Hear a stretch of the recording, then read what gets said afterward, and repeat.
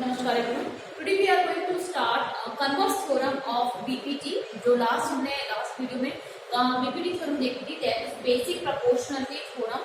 इसका हमने क्या देखा था? हमने देखा था कि अगर किसी ट्रायंगल में ये वाली साइड, ये साइड एक सेकंड साइड के पैरेलल है, तो ये जो पैरेलल साइड है, ये दोनों पैरेलल साइड, तो ये वाला जो ट्रायंगल्स की अदर टू साइड्स हैं उनको सेम रेशियो में डिवाइड करें। अब बेसिक प्रोपोर्शनलिटी थ्योरम का कन्वर्स क्या है? वो कन्वर्स ये है कि अगर किसी ट्रायंगल में ये दो लाइंस पैरेलल हैं, अगर ये दो लाइन आपको ये बता दें कि एक लाइन जो है इस तरह से ड्रॉ हो रही है, इसको मैंने बोल दिया DE, ये पैरेलल नहीं है फिलहाल। अगर उसने बोल दिया एक ट्रायंगल है ABC जिसमें DE लाइन है और D और E जो है इंटरसेक्ट कर रहे हैं AB और AC को, तो यहाँ पर गिवन हो जाएगा और ट्रायंगल ABC in which ये हो गया in which AD upon DB is equal to AE upon EC। अगर ये इक्वल है so prove that, ये प्रूव करिए कि DE लाइन जो होगी वो AD के पैरेलल होगी। ये आपको इस क्वेश्चन के अंदर बताना है, ये आपको इस थ्योरम में प्रूव करना है कि अगर ये दो साइड्स का रेशियो प्रोपोर्शनली रेशियो इक्वल है तो DE is parallel to BC होगी। तो हम क्या करेंगे? यहाँ पे हम यूज करेंगे कॉन्ट्रडिक्शन मैथड का। तो हमने कंस्ट्रक्शन किया, कंस्ट्रक्शन में मैंने DE एक लाइन ना मानकर मैंने एक लाइन बना दी, DE डैश बना दिया। मैंने क्या कर दिया? DE डैश बना दिया। अब DE डैश बना दिया, मैंने यहाँ पे कर दिया ड्रॉ DE डैश, ठीक है, जो कि AB लाइन को D पर और AC लाइन को E डैश पर इंटरसेक्ट कर रहा है। अब अकॉर्डिंग टू बीपीटी थ्योरम वो क्या है? अकॉर्डिंग टू बीपीटी थ्योरम अगर ये लाइन पैरेलल है तो AD अपॉन DB और AE अपॉन EC का रेशियो जो आना चाहिए प्रोपोर्शनली रेशियो इक्वल मिलना चाहिए, प्रोपोर्शनली इक्वल होने चाहिए। और अगर इसी में मान लिया जाए तो AD अपॉन DB और AE dash upon E dash C का भी रेशियो आपको इक्वल मिलना चाहिए। तो हम क्या करेंगे? यहाँ से इन्हीं दोनों अकॉर्डिंग टू बीपीटी थ्योरम के अकॉर्डिंग क्या होगा?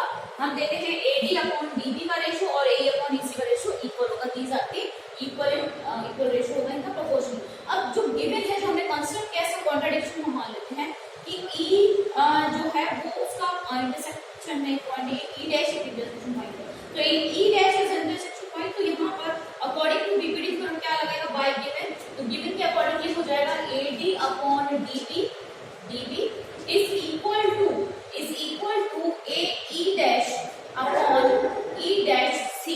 ये हो गया। तो यहाँ पे मैं लिखूंगी बाय गिवन में जो हमने जो कंस्ट्रक्शन किया है हम लिख लेते हैं बाय कंस्ट्रक्शन के according. That is equation number 1, that is equation number 2। अब आप देख रहे हो दोनों इक्वेशन को कंपेयर करें तो ये भी AD अपॉन DB के इक्वल है, AD अपॉन ADB के इक्वल है।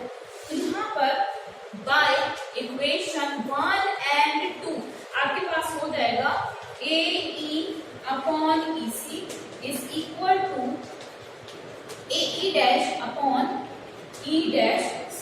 ये हो जाएगा क्लियर। अब देखिए आप AE अपॉन EC और AE dash upon E dash C।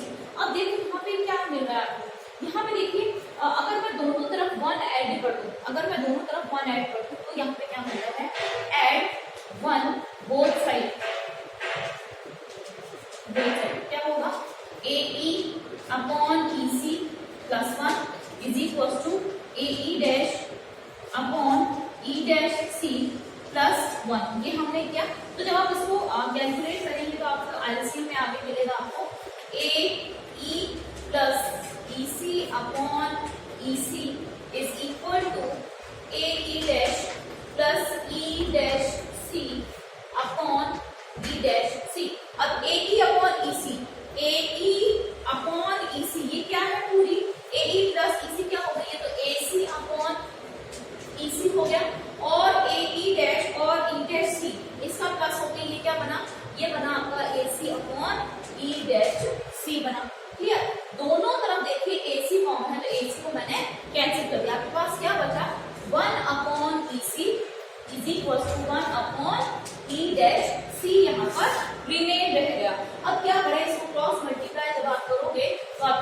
जाएगा EC is equals to EC dash. Is it possible? The equation जो है, इक्वेशन आपके पास 3 आई है, EC dash is equals to E dash C। ये EC जो होगा ये वाला आपके पास EC, ये EC और EC डैश इक्वल बता रहा है। तो ये कैसे पॉसिबल हो सकता है? ये पॉसिबल ही नहीं है। ये तो तभी पॉसिबल होगा जब E डैश और E जो होगा एक दूसरे पर कोइंसाइड करेंगे, बट अकॉर्डिंग टू डायग्राम जो कि हमने कंस्ट्रक्शन किया है उसके अकॉर्डिंग ये कोइंसाइड नहीं कर रहे हैं। It is not possible, not possible, possible, ये पॉसिबल नहीं है। अगर ये पॉसिबल हुआ, इफ इट इज पॉसिबल, तो ये कंडीशन होगी if it is possible, possible then condition will be क्या होना चाहिए? E and E dash coincide each other, coincide each other, वो होना चाहिए each other। तो यहाँ पर अकॉर्डिंग टू डायग्राम यहाँ पर E और E डैश है वो कोइंसाइड नहीं हो रहे हैं, वो अलग अलग है। सो DE is parallel to BC, हम बोल देंगे so DE is parallel to BC, DE dash is not parallel to BC। ये है आपके कन्वर्स ऑफ BPT, इसको हम इस तरह से करेंगे। सो क्वेश्चन नंबर 9 लेते हैं। Question number 9 of exercise 6.2। 6.2 exercise में आपको ABCD ट्रेपेजियम दिया हुआ है। ट्रेपेजियम में आपको पता है कि वन पेयर ऑफ कोई साइड जो होता है वो पैरेलल होता है। तो AB is parallel to CD given है और डायगोनल्स इंटरसेक्ट कर रहे हैं किसी पॉइंट पर, हम इसको O पॉइंट बोल देते हैं। O पॉइंट पे इंटरसेक्ट कर रहे हैं और आपको ये बताना है, ये शो करना है कि AO upon BO, AO upon BO और CO अपॉन DO जो होंगे ये इनकी जो साइड्स है वो प्रोपोर्शनली इक्वल होंगी, ये आपको शो करना है। तो हम लेते हैं according to theorem BPT theorem solution इस क्वेश्चन का लेते हैं। सो बाय या using BPT theorem, BPT theorem का यूज करें क्योंकि ये जो एक्सरसाइज है वो BPT थ्योरम पर बेस्ड है और BPT थ्योरम जो है वो ट्राइंगल्स पर लगती है। ट्राइंगल में हम क्या देखते हैं, अगर किसी ट्राइंगल है तो अगर वाली सा साइड जो है ट्राइंगल के अदर दो साइड्स को पैरेलल अगर उसमें एक साइड ड्रॉ कर दी जाए तो वो जो है दोनों साइड्स के रेशियो को प्रोपोर्शनली डिवाइड करती है। यहाँ पर मैंने क्या किया है, मैंने कंस्ट्रक्शन में ड्रॉ कर लिया है FO। अब क्या है, सीरीज पैरेलल टू AB है, तो मैंने क्या कंस्ट्रक्शन में ड्रॉ किया है, मैंने यहाँ पे कंस्ट्रक्शन में यहाँ पे लिख रही हूँ, कंस्ट्रक्शन में मैंने FO को पैरेलल ड्रॉ किया है AB के। अब AB किसके पैरेलल है, ये CD के, मतलब ये FO लाइन जो है ये FO लाइन ये CD के भी पैरेलल है, ये AB के भी पैरेलल। तो मैं क्या लूंगी, सबसे पहले बच्चे, सबसे पहले मैं लूंगी ये वाला ट्राइंगल, एक triangle ABD। So in triangle ABD, अब ABD में क्या हो गया, FO is parallel to AB, FO parallel होगी जब AB के, तो आपको क्या मिलेगा, बाय BPT थ्योरम आपको मिलेगा DF upon FA is equal to DO upon OB। This is equation number first, ठीक है, ये हो गया। अब दूसरा ट्राइंगल आप लेंगे, दूसरा ट्राइंगल कौन सा लेंगे, दूसरा ट्राइंगल आप लेंगे, इसको मैं इस फॉर्म में शो कर दूंगी। ये होगा सेकंड ट्राइंगल आपका, जिसमें ये होगा सेकंड ट्राइंगल जिसमें ACD, जिसमें FO पैरेलल होगी CD के। Now in triangle ADC, FO is parallel to CD, ये होगा FO is parallel to CD, तो DF upon FA is equal to CO upon OB। This is equation number 2। 1 और 2 को जब हम इक्वेट करेंगे, देखो ये भी DF upon FA के इक्वल है, ये भी D upon FA के इक्वल है, तो देखो इक्वेशन नंबर 1 और 2 जो है वो दोनों ही एक दूसरे के इक्वल है। So by equation 1 and 2, by equation 1 and 2 we can write as DO upon OB।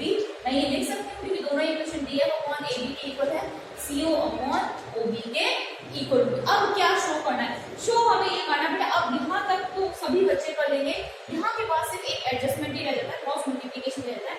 आपको क्या करना है, देखो AO अपॉन BO बता रहा है, ठीक है, और यहाँ पर आपके पास क्या है, यहाँ पर आपके पास DO है, तो आपको सिर्फ अभी एडजस्टमेंट करना है इनके लिए, ताकि आप इसको शो कर पाएंगे। सो आपने इस क्वेश्चन के अंदर क्या किया, देखो यहाँ तक तो सभी को आ गया, फिर डी ओ अपॉन यहाँ पे ओ ए आएगा, सी ओ अपॉन ओ ए, तो ओ ए अपॉन सी ओ अपॉन ओ ए हो गया। आपने क्या किया, सिर्फ इसको क्रॉस मल्टीप्लाई करना था, क्योंकि शो क्या करना है, ए अपॉन डी ओ, तो ए ओ जो होगा वो यहाँ आ जाएगा, डी ओ इसके डिनोमिनेटर में चला जाएगा, तो क्रॉस मल्टीप्लाई करने के बाद ये आपके पास आ गया जो कि हमें शो करना था। आई होप ये क्वेश्चन आपको समझ में आ गया होगा।